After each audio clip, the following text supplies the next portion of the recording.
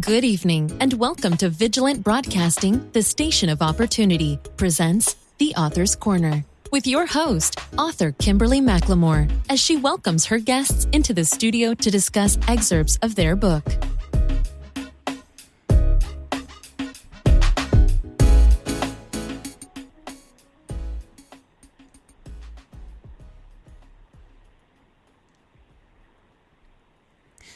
All right, good evening and welcome to the Author's Corner. I am your host, author Kimberly McLemore, and thank you for tuning in tonight to my show on our new platform, iHeart Radio. Tonight we have two amazing guests in store for you. Let me take a couple of minutes and tell you a little bit about myself and the purpose of the show. Of course, we're on a new year, so hey, Happy New Year to everybody. We're in 2020, so we got some great, amazing new authors available for this year. But, you know, as an author myself, I have a few books. I have How to Be a Success by Just Being You, Are You Living or Existing? The Pros and Cons of Balancing Life, and I am the 2019 ILA Award Author of the Year for Social Awareness for my book, Memoir, Deception of the Heart, A Relook into Domestic Violence.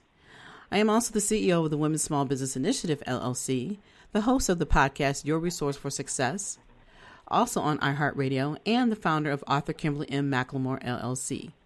The purpose, of course, of this platform is to provide you with new and existing authors an opportunity to tell us about their story, promote their books, tell us if they have any events or speaking engagements, and of course, we want to know where we can get a copy of the book. But let me tell you about my first special guest. His name is Dayron Colin, better known as D.L. Colin, author of The Lost City, Blazes Inferno. D.L. Colin originally is from Puerto Rico, started writing his first novel in 2013. For D.L., writing was a learning experience because his first language is Spanish, and even though he speaks English pretty fluently, grammar is not his strong suit, but found writing has been an invaluable learning experience, helping him to broaden his vocabulary and works tirelessly to expand his grammatical knowledge. It may surprise you to know that until a few years ago he hated reading, D.L. found his love for reading and his inspiration to write after reading the book The Sumner by Gail Z. Martin. D.L. has a culinary arts degree. He currently resides in Tennessee, is a warehouse operative by day, an indie author by night, and making good use of his culinary arts degree every day because it's something he loves. But there's another interesting note about D.L. He also is a gamer at heart and got the idea for his first book, The Lost City, Drake's Revenge, from playing video games and plans on, of course, continuing the saga, The Lost City, fully to its conclusion. So without further ado, let me help me welcome to my platform my special guest, author Dayron D.L. Colin. Hello, D.L. How are you this evening? Hello. I'm doing good. How about you? I'm doing great. I know you're nervous. We talked a few minutes ago before we got on. Okay, it's time to breathe. It's going to be okay. We have some wonderful people out there listening to you, and I want everybody to know that we want to definitely make D.L. Colin because it's his first interview, and I am so excited that I am the first person to have that he's on my show for the year, so that's even more special. So D.L., why don't you just tell our listeners a little bit more about who you are, besides what I've already read? Well, especially most of what you have already said, but it's just music. Also, a little bit of a side note, music has been a big part of my life. So it's one of the things I like to use when I write, and something that inspired me to keep getting better every day. Mm-hmm. And so how long have you been in Tennessee? Yes. How long have you been in the U.S.? Because I know, like I said, you're in the U.S., obviously, you're Puerto Rico, but how long have you been living in your current residency? Officially 5 years. Okay. This year. Okay. So that's good. So you obviously have been around for a while, and like you said, you are improving consistently. You enjoy music, you're in culinary arts, and you're an author, and you're not just a one or two book author. You actually have a huge series of books. But the thing that interests me about you is that how did you go from culinary arts, because the love of making food, into all of a sudden being an author? And I know part of it is the video games, but what truly inspired you to come up with all of these ideas, and you're so talented. So what inspired you? So during my high school year, I guess you could call it, I thought to myself a lot. It was one of those things that I would watch something and I would like, oh, they could take a different route. They could just do it this way, do it another way. And I have many stories in my head that I always thought about. I never actually put down in paper. During one of my classes, for one of my final tests, I had to write something, and I kind of provide a little bit of a general story for the teacher, and that kind of paved the way until later on 2013, when I first decided to sit down and actually read a book. And right after that, it just clicked. Mm-hmm. So what do people say when you say that I'm an author? Or do you tell many people that you're an author? Well, in my kind of work, in terms of working as a warehouse employee, you get to meet a lot of different people. They got different skills, or they actually done a lot of things in their life. Mm-hmm. But I'm one of those persons that keep to himself. So when I actually start talking to somebody and they find out that I'm a indie author, at first I don't believe it. Right. So I'll usually have to use my Amazon page. It's like, here you go, this is living proof that you exist, right? Exactly. Okay. All right. Well, yeah, it's, I think that a lot of times, as authors, and, like you say, it's not something we just go out and just scream, ooh, I'm an author today, everybody needs to know. But it is amazing when you do start talking to people and you have that, start to get that little bit of comfort zone there, that you realize that you have so much to share. And you do find sometimes you have other things in common with people. And, and like I said, even those who don't believe, you always have to make them make them into a believer, but that's okay. Being an author, I have found has been very inspirational in so many other ways, because as what you have done is you're kind of tying it in with what you do daily, whether it's in your personal or professional life. And the good thing about what you were doing is the thing that I loved when I was reading your bio earlier is that how it made you grow as an individual.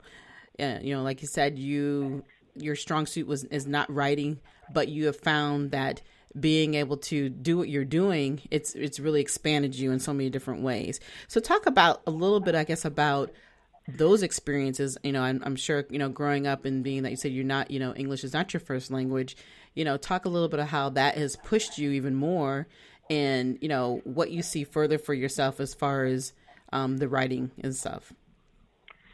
Well, for one, I'm gonna finish the Lost Cities franchise, since it's so far it's the book that I'm promoting today is actually the fourth book of the series.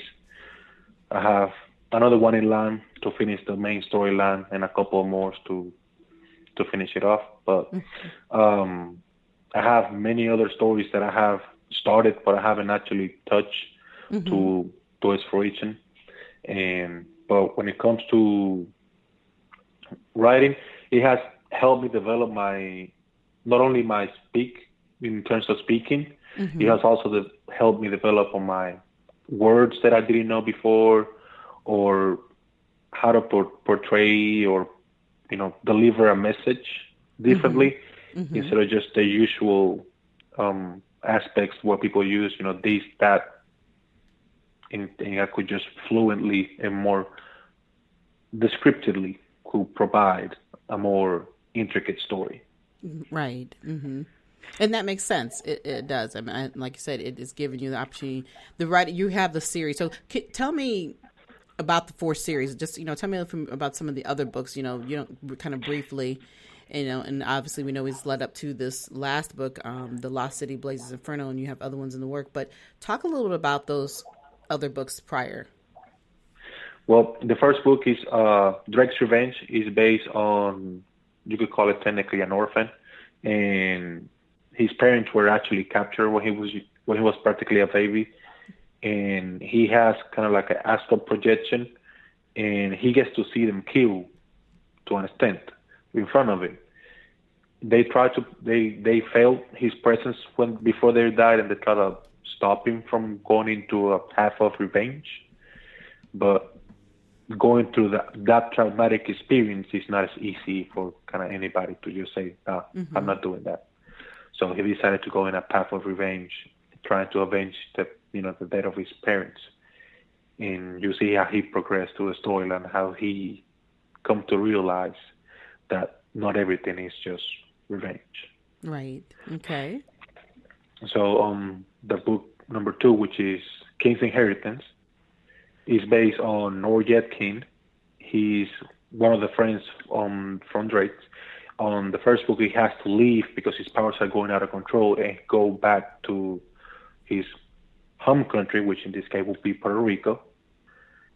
And he has to come into his inheritance to find out why his powers are going out of control and what he needs to do to fully embrace the future that is awaiting him once he claims his inheritance.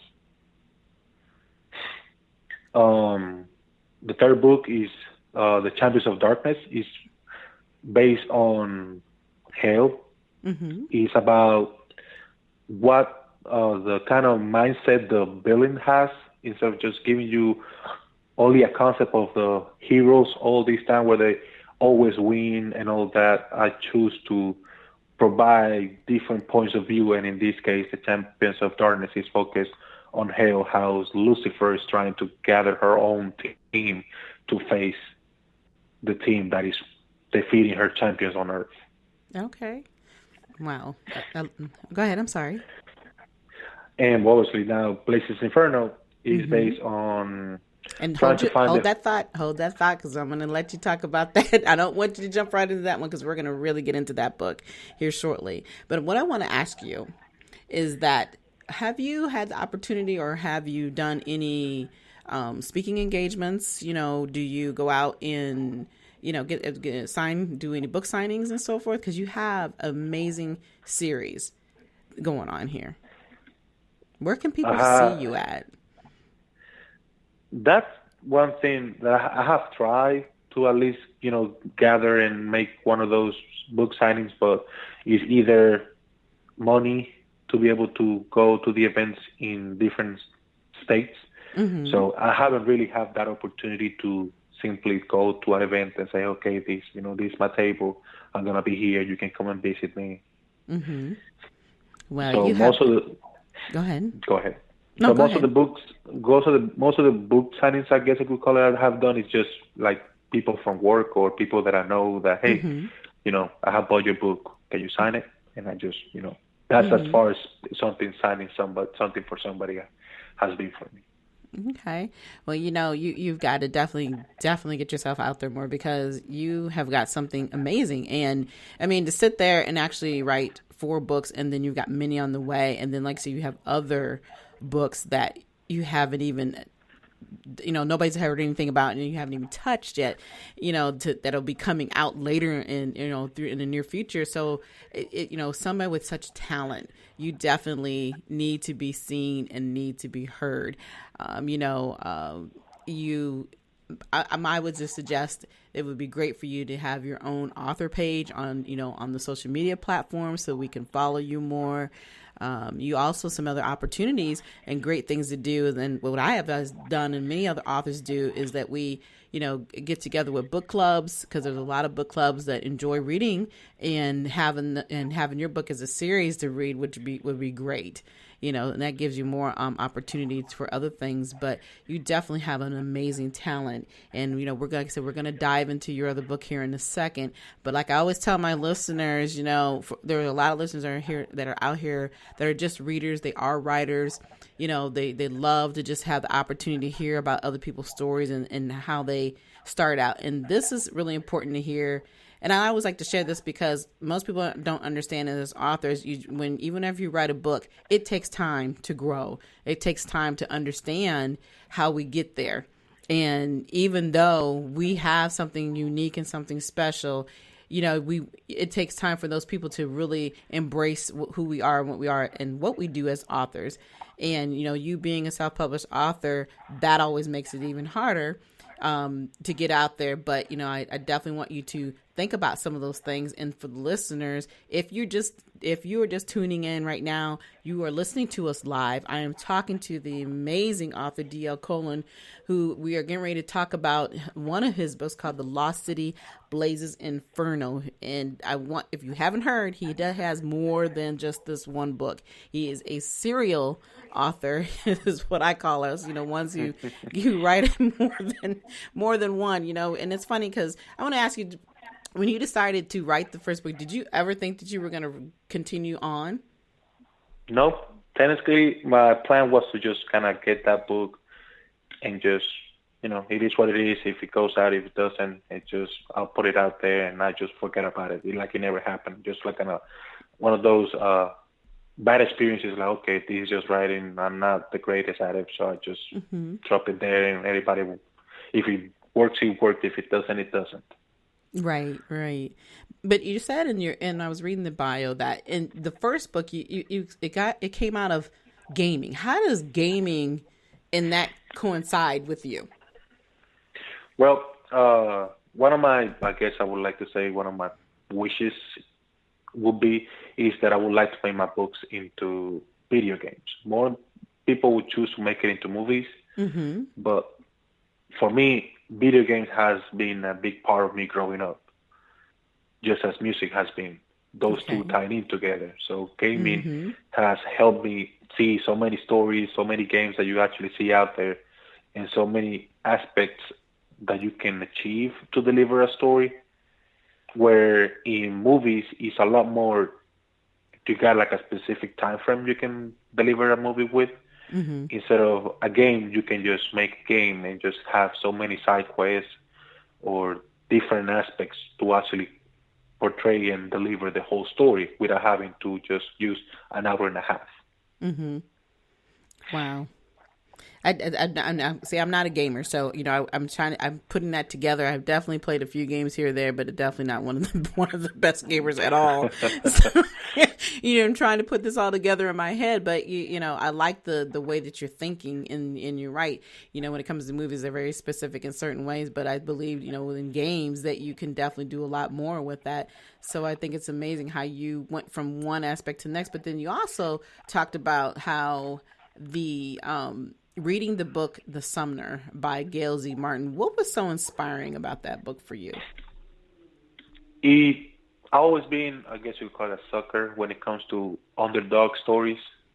And see how this character who has lost everything slowly rise up to the challenge and becomes, that will be a spoiler, but he becomes the king because he's the prince and he gets betrayed and everything's taken away from him, and he has to hide and run away because his life is in danger. And coming up with terms, okay, my life is in danger, but what's happening to the people that is waiting for their king to avenge, the king basically my parent that was killed. So I have to do something about it. And he rises up and he just delivers, I guess you could say, that aspect of it. Interesting. Very interesting.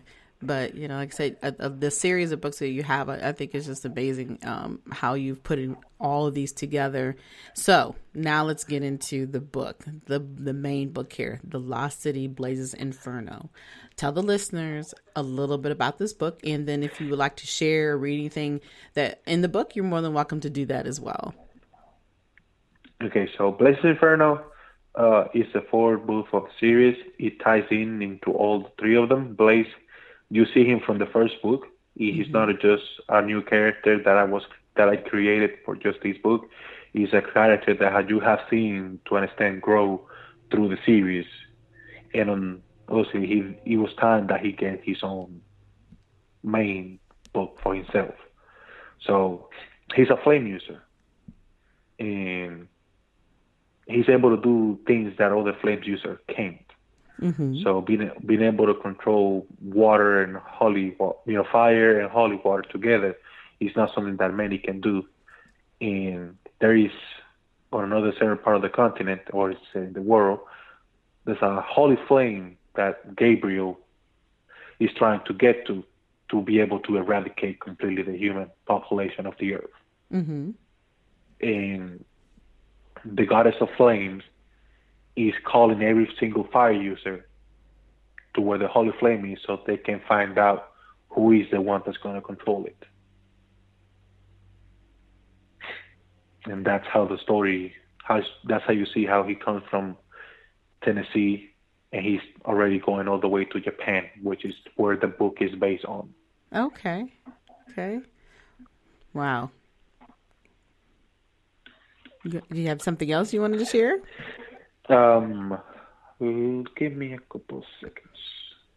Well, while you're looking for that, I'm sitting here thinking in my mind, I know you want to turn this series into gamers, but I tell you what, I see a movie series.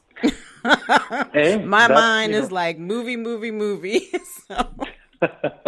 That's not even I'm not against it. I'm actually quite okay with it. Mm-hmm. And I would like it, as long as I have like a say on it, and not just I'm the director.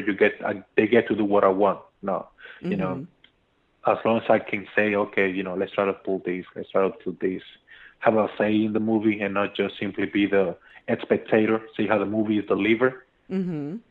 So at least I can say, okay, I had a hand on it. I can say I'm satisfied with it. Right. I hear you, but yeah, I just keep thinking, boy, it would make an amazing movie. We see so many more movies that are coming out like that, where there's those series, and I definitely would be interested in seeing that. Like I said, I'm not a gamer, and I have nothing against with gaming, but that would be just, an opportunity to, like I said, to keep it in the back of your mind. And who knows, it may have to be in the forefront of your mind, because you never know who may be listening to this show tonight. So, hey, that is correct. All right. So what else did you want to share with us, D.L.? Okay. I was gonna read a little bit of an excerpt from the book. Okay. It says, it has been 3 weeks since they last saw and heard of Rick Blaze.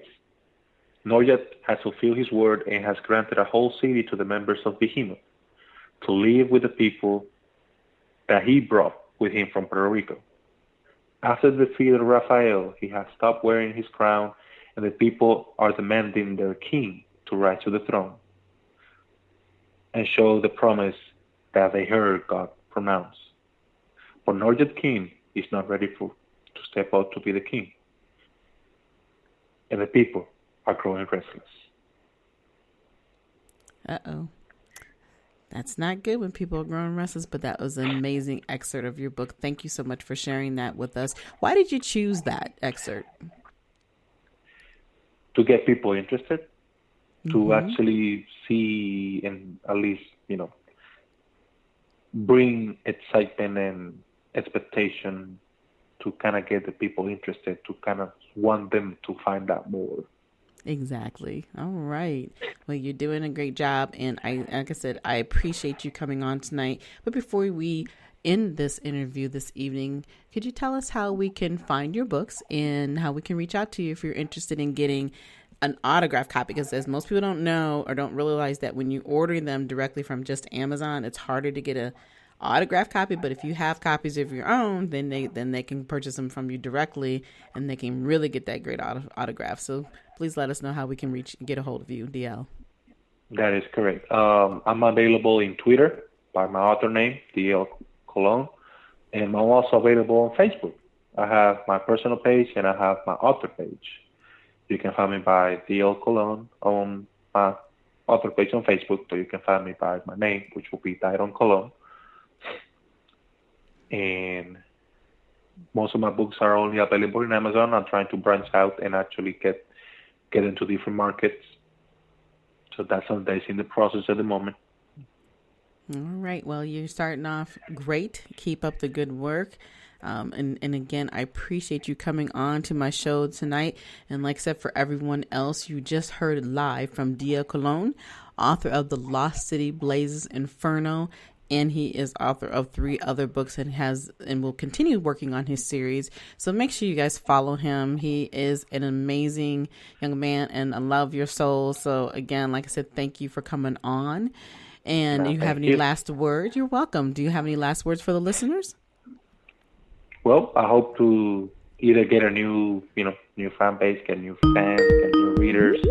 If there's any question any of you would like to ask, you can find me on Twitter, Facebook. I'm always available. All right. All right. Again, thank you. And you also have a good rest of the evening. And give us a few minutes and we'll come back with the second half of the show. Thank you, D.L. Thank you. Thank you, Kimberly. You're welcome. Bye-bye.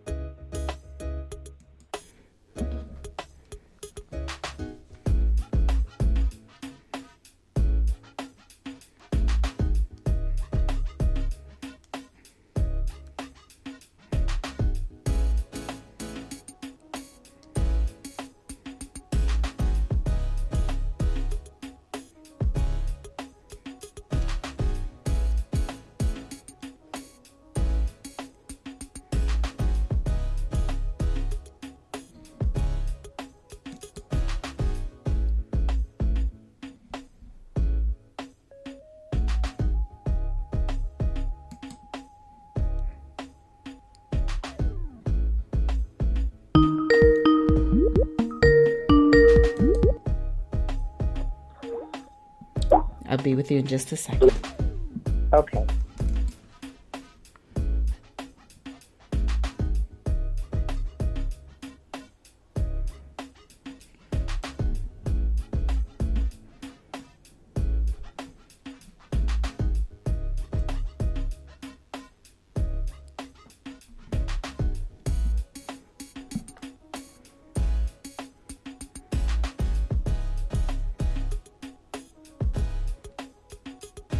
Welcome back to the Author's Corner with your host, author Kimberly McLemore. All right, we are back for our second half. As you can hear, that our guest has already called in, but before I have her start talking, let me just do a quick introduction. So, like I said, I am author Kimberly McLemore, and we are here on the Author's Corner. And let me just introduce, like I said, my special guest, author Audrey Bell-Jenkins. She's the author of "Oops, Girlfriend, You Dropped Your Self-Worth." Audrey Bell-Jenkins is also the CEO and founder of Real Women Revealed, LLC, located in Phoenix, Arizona. Audrey is an award-winning women's support organization that educates and empowers women and teens through support groups, advocacy, mentorships, workforce professional development, sisterhood sessions, teen empowerment summits, and more. They are dedicated to inspiring women, teens to be the best they can be. So, without further ado, help me welcome to my platform, Audrey Bell-Jenkins. Hi, Audrey. How are you? Hello, Kimberly. I am wonderful. How are you? I am doing good. Welcome to my show. I'm so excited to have you on. Me too. I'm super, super excited over here. All right. Well, Audrey, could you just talk a little bit and tell the listeners a little bit more about yourself, please? Oh, absolutely. I am originally from Gary, Indiana. I lived in Southern California for many years, but I have been residing in the Phoenix area for almost 20 years. As you indicated or stated, I am the founder and CEO of Real Women Revealed. It's a women's empowerment organization and professional development organization to empower women to be the best that they can be in whatever lane that may be. I am a social worker by trade. I'm a human services advocate. Part of Real Women Revealed is the Teen Empowerment Summit. That's just another branch of Real Women Revealed to empower the teens. So we've been doing that for about 4 years. We have an annual Teen Empowerment Conference here in Phoenix. It goes wonderfully. And I just try to be an advocate. I do wear a lot of hats. I don't think I do until I have to say it. Right. And then I'm like, okay, yeah, I guess maybe I do. Exactly. But, yeah, I was just going to say I definitely am a community advocate. I serve as a social worker for the largest homeless shelter in Maricopa County in workforce development, and I serve on the City of Phoenix Human Services Commission and school board. So I just do a lot that I feel that can help my community. I should say it like that. Yeah, absolutely. I'm sitting here listening to your laundry list as I'm calling, 'cause I'm like, wait a minute, I can't keep up anymore. So yeah, that is amazing. I know. That is amazing. So, before we dive into the book, I always love to talk about, what people have accomplished and why they do what they do. So what inspired you to start having your own business, of course? Real Women Revealed. What does that mean? 'Cause the title I love. So what does that truly mean? It truly means, and really, to be very honest, it came. Well, I've always felt that I've been very authentic and very real, sometimes to a fault. And so I learned as I got a little bit more seasoned how you work on being real, because sometimes I would just let it out or just, and that just wasn't always the proper way. However, Real Women Revealed, after, about 8 years ago or so, when we started seeing a lot of reality shows and things like that. And my thought is that that's not really real, in my opinion. I mean, it could be, but it wasn't, in my opinion. It wasn't with the women that we had been gathering at my home for many years. That's kind of really where it started many, many years ago. And just my house was kind of like the party house. So after the party was when the real conversation actually started. So we talked about real life things: marriage, divorce, careers, family, hardship, and, just real things that everyday women go through. But, sometimes you can't tell we're going through so much because we look so nice on the outside. So that's kind of where Real Women Revealed developed from. Yeah, and I love it. I love the name, and you're right. I was just listening and thinking in the back of my mind, I am so sick and tired of these so-called real live shows, because everything we see as women, I'm like, I'm not like that. I'm like, where do they come up with this idea that every time women get together, all they do is eat, drink, and fight? Right. So, exactly. It's like, no. And, yeah. I'm like, wait a minute. And and you're right. And what I see that what they're portraying as women to be is that they're not having real conversations. And so, you're having groups like what you have, whether it started from your living room into this large business, we need to see these types of things on TV so that young women and grown women, because there are many grown women who believe that they're grown, don't really understand, what a real conversation is, right? Right. And so I love that, how you came up with this and put your chops together. So talk a little bit about, what do you talk about when it comes to empowering those women and especially those teens in your support groups?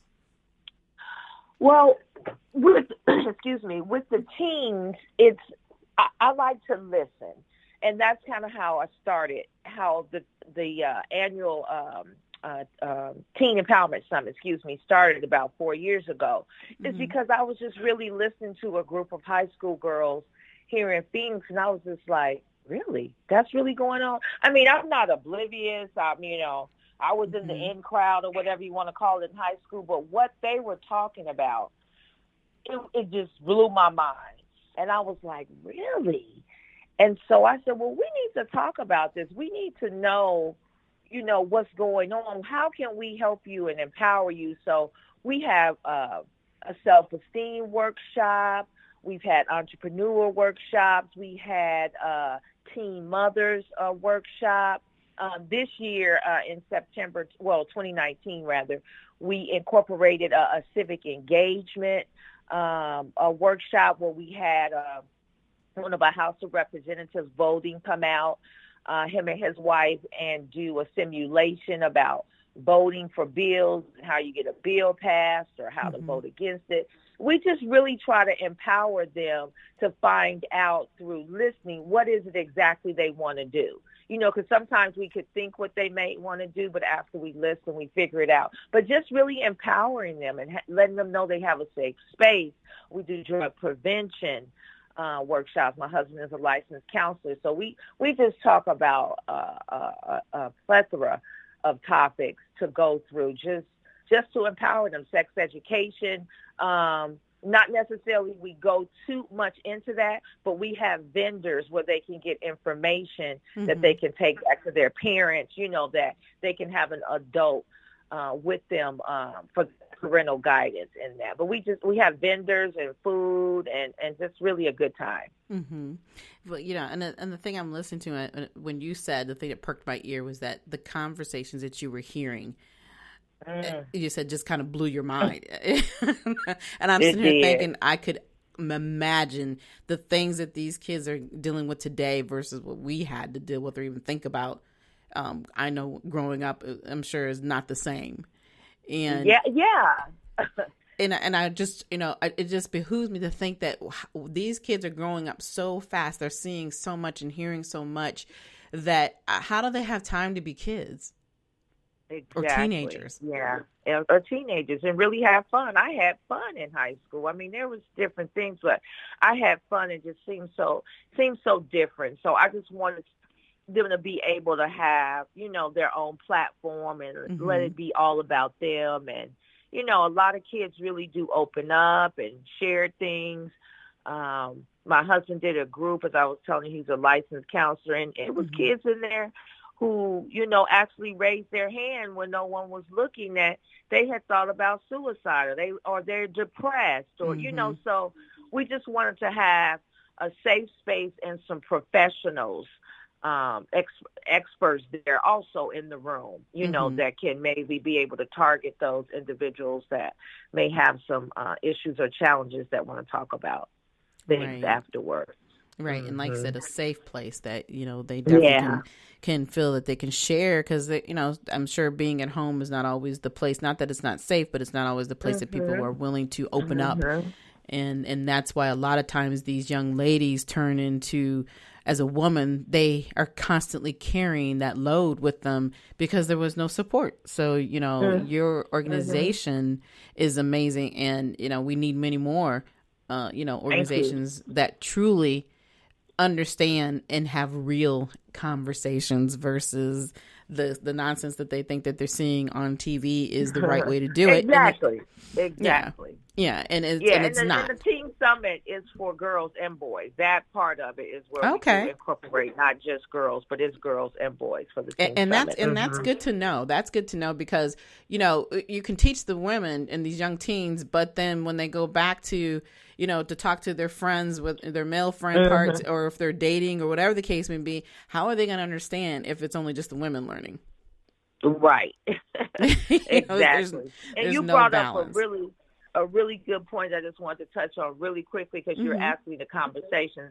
But when you said sometimes it may not be a safe space or a space at home, and that's what I found with my women groups, what I call them my sisterhood sessions that we'll have, is not everybody was afforded to know what sisterhood looks like. Even working in social work, when you grow up in chaos, you live your life in chaos until you know better. You know, you do better, as Maya Angelou said. So what happens is if you don't know how to be a good friend or a sister girlfriend or whatever, if you never saw that, you've never had a template, then you just don't know what you don't know. Right. And that's right. And that's what we try to help, you know, with the show. Hey, this is another safe place.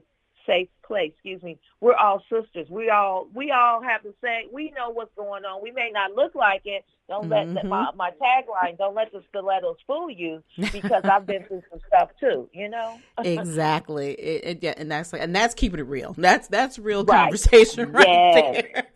Absolutely. All right. And and I'm telling people, look, if you just now tuning in, we're going to have my little break here, as I always call it. You know, if you're just tuning in and you have not heard Miss Audrey Bell-Jenkins, y'all have missed out.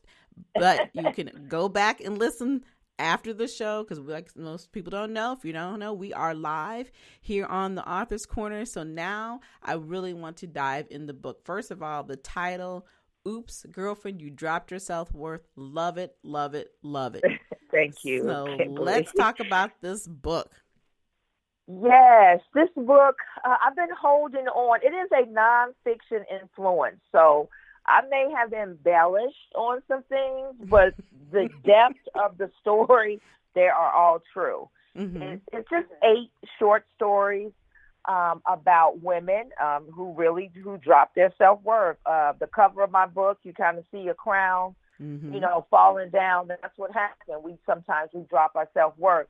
It kind of goes to, without giving so much of it, but it goes to how as women, and men too, but I'm just talking about women, how sometimes we put ourselves on the back burners to elevate somebody else because we're nurturers, we're mothers. We want to help you. We want to get you where you need to be. And sometimes we wind up putting our goals and dreams and aspirations on the back burner while we've lifted someone else up, and now they've moved on without us.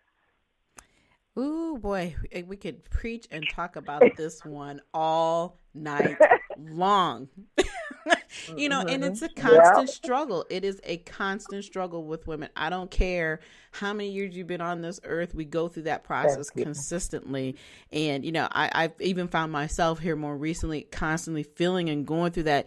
I guess you want to call it a growth spurt or change. And, like so you find yourself constantly pouring into others, constantly helping others. And you realize you open up your eyes one day and say, what happened? What happened to me continually moving forward in what I want to do and live my dreams for? And as usual, as nurturers, as you said, we just, we're pulled and we're drained, into that. It's because that's just who we are. But in your stories, what is it that if you can give us one of your stories that really stands out that, you talk about, and when it comes to us women letting go and dropping our self-worth? And it's really several, but, it's a woman in the book who was really thriving. Well, couple, maybe a few, thriving in their careers. Mm-hmm. I mean, just really blossoming and, full of life. And sometimes others may not want us to blossom as much or shine so brightly. Sometimes people want to dim our light. And then we start feeling guilty because our light is shining so bright.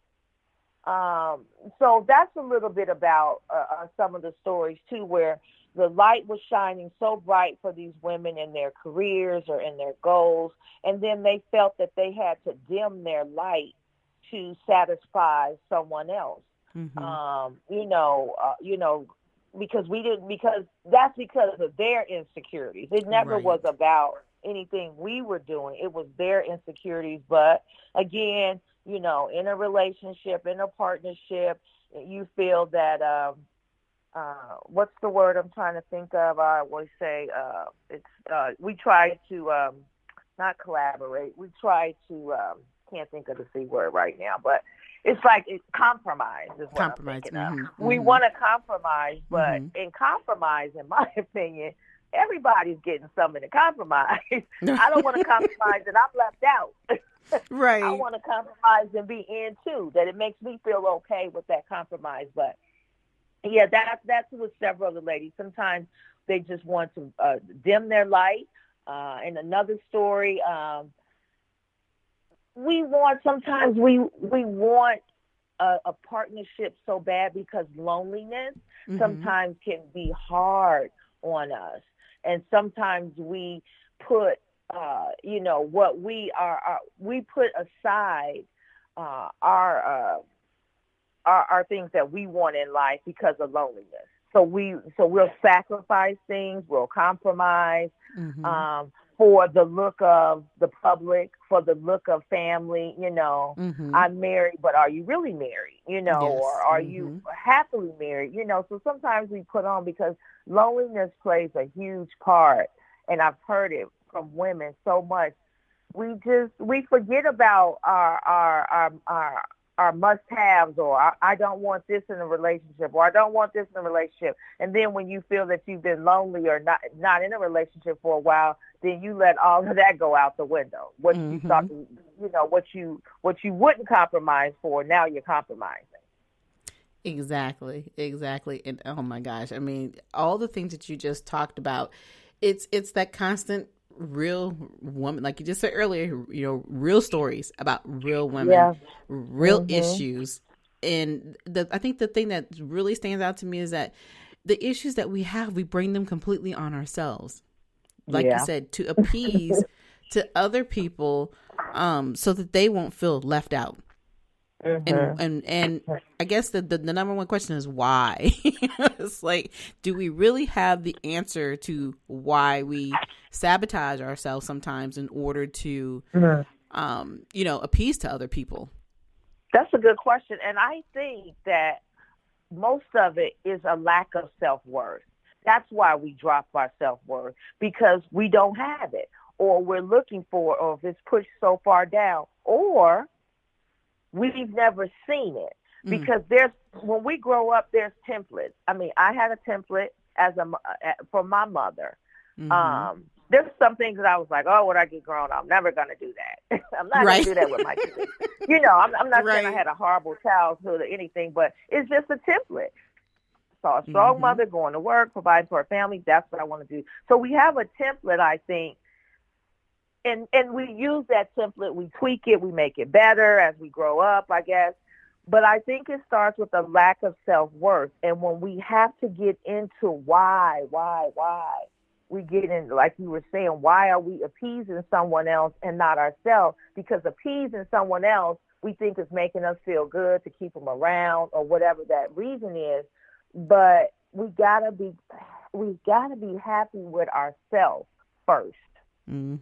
Okay with ourselves first. I can go eat by myself, I can go on vacation, whatever you want to do, because no one is really going to make you happy if you're not happy with yourself. I just believe that.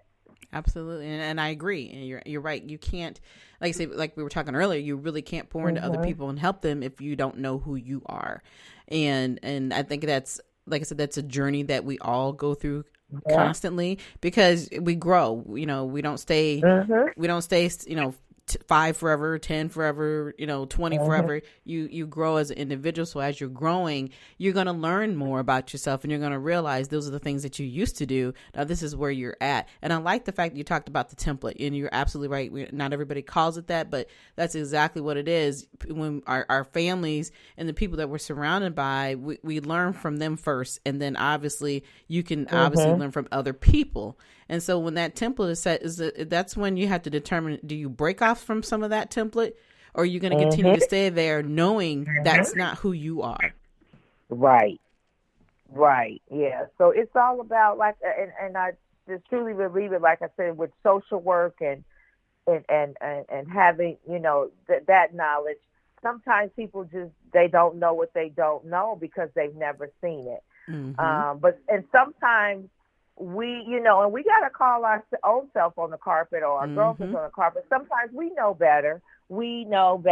Absolutely. we know better. We got degrees on the wall and things. Sometimes we just know better, but it's just because we're lonely. Sometimes it's pure, I know I shouldn't be with such and such, or I know I shouldn't do that, but I'm just going to do it because, I want somebody around, or I'm just going to do it for a little while, all that stuff to try to, make us feel better. But we know it. Sometimes we just know it's not right, and we just shouldn't do it. Exactly. Because it'll take away all that pain. But I think a big part of it is dealing with that pain, dealing with whatever it is that's bothering you, that will continually have you go back to something or keep doing something that you do not really want to do. And that's why having programs like yours, and even just reading that book, it can bring out so much more of people just thinking for themselves, realizing, just realizing that even if you don't want to talk to somebody, you can sit down and think. You can write out your ideas, keep track of what it is that you're going through and go back and reevaluate who you journaling, are. yeah. Yeah, journaling, exactly. That's the word I was looking for. Yeah, I know, so, yes. I know. Yeah, but because with the book, what I'm happy with about the book, because I may think, hey, it's the best thing since sliced bread or whatever. Right. But what I heard is that younger women, like 22 or whatever, was like, oh my God, this is so true. Then I had older women, seasoned women, over 50, over 60, say, hey, what are you doing writing a book about me? Family. So people from all genres, or all ages or demographics say, yeah, I get it. I don't care if your paycheck is $200,000 a year or $35,000 a year. It's all us.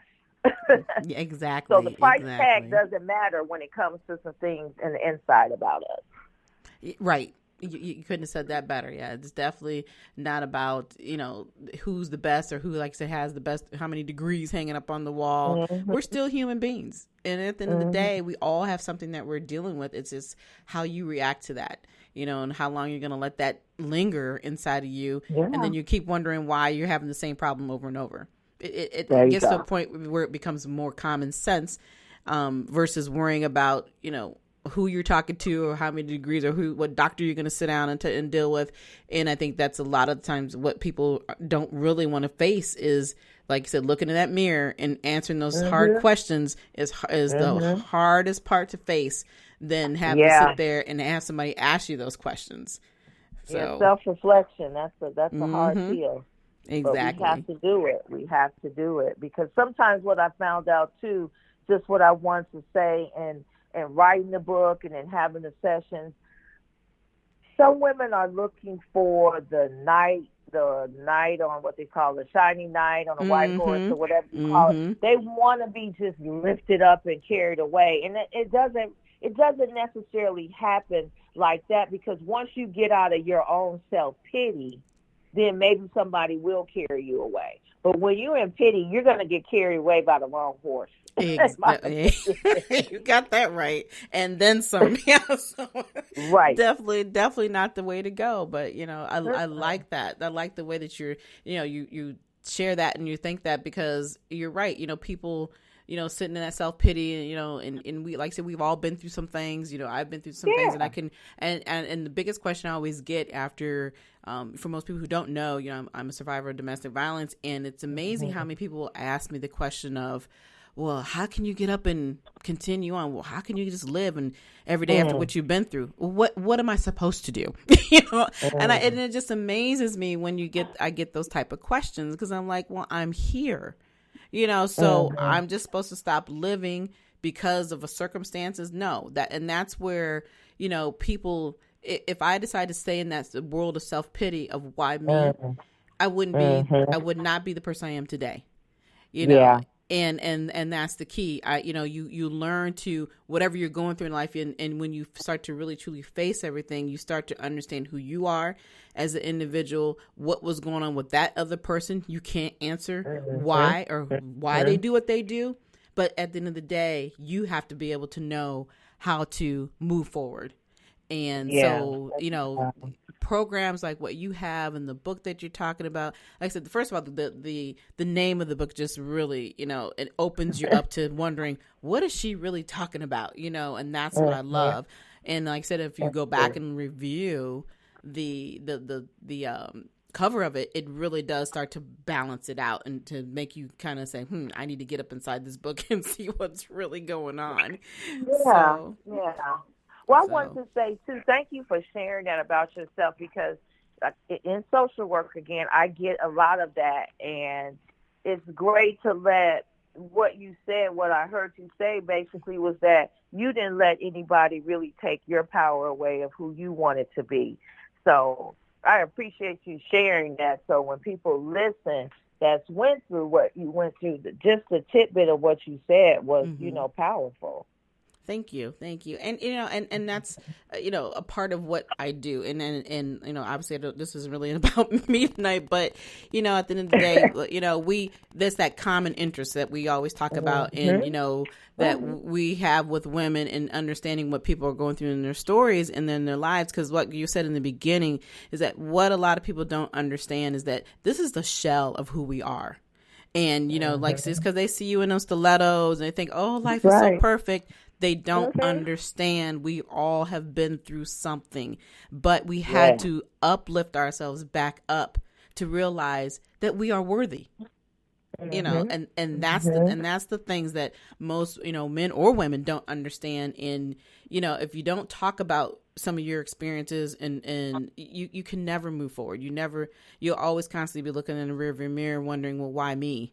And, why do these things keep happening? And that's not how life is supposed to be. Obviously, I will never be able to explain why this individual did what he did and felt that, I deserve that, but it doesn't matter anymore. You have to forgive, you have to learn to move on. Obviously, I moved on and have done other things in order to make sure that would not happen to me again. But at the end of the day, it's truly about knowing who you are and how to move forward, as an individual, as a woman, as a mother, as a daughter, all of those things. And, so that's what your programs provide, and even your book, because I said, the reading the title of it and hearing the story of the background of truly how all this kind of comes together for you, and understanding that we all have real stories, but if you don't share those stories and those experiences, we're never going to know. We're never going to know. And just talking through the safe spaces and having people who care about you and get it out and move on. Regret will eat you up. I went through a not a long period, but I look back on my life as, we look back in things, and, I would just be so regretful because I didn't do it that way, because I didn't do this. And, I would really get down on myself because I was so regretful, but I had to push through the regret to, because I can still do something. I can still, you think about, oh, I should have done that when I was 20. Oh, I should have done that when I was 25. Why did I do that? Why didn't I know better? But you had to push through that. But I know I went through that. Regret would just kind of it would just almost say, oh, I got to go to bed because I'm getting swallowed in regret. So you just have to move forward. You really have to understand that you are a queen. The crown can get dusty, but we just dust it off and we keep moving. Absolutely. I love that. I love what you just said. That crown can get dusty. You dust it off and you just keep moving. And if people, if we had another hour or two on this show, we could tell some stories, okay? There will be time for that. Yeah, next time. But this has really been great. Thanks for this platform for new authors. That's wonderful. That is really wonderful. Well, you're welcome, and it's my pleasure because, as being an author, I understand how it felt. And it's like, you start to realize that you're obviously not the only one, but it's like, how do you stand out? How do you get the opportunity to share your story with thousands and thousands of people? And, if it wasn't for my son, I probably would not have these podcast shows, but he was the one that said, Mom, you got to do this. I'm like, okay. Yeah. So, had to get out of my comfort zone, but now it's the one thing that I love the most. Yeah. See? Yep. There you go. Yeah, absolutely. But Audrey, it has been so great. But before you get off, please tell everybody how they can find your books, get a hold of you. If you have any events or anything come up, please let us know. Okay. Yes. Real Women Revealed. I am listed on social media, Facebook, Instagram, Twitter as Real Women Revealed. My website is realwomenrevealed.org. You can find me there. I am in the Phoenix, Arizona area. I have my 6th annual Celebration of Women's Conference coming up in March for International Women's Month, Women's History Month here in Phoenix. And you can get the book on the website on realwomenrevealed.org. Awesome. Again, like I said, it has been such a pleasure. But before you go, do you have any last words for my listeners? Last words for it's about you find a circle of positive people and be unapologetic about what you will not let in your life. The no drama, the Mary J. Blige song, all of that. Be unapologetic about it. It doesn't mean being rude or nasty. It just means that this is how I want to live my life. And I have to be unapologetic about keeping mess out of my life. Amen. I couldn't have said that better. All right, you guys heard it. You heard it live from Audrey Bell-Jenkins, author of Oops, Girlfriend, You Dropped Your Self-Worth. It has been a phenomenal night. Earlier, I had an amazing young man, D.L. on. He is an amazing serial, as I call it, writer, and he had his amazing story.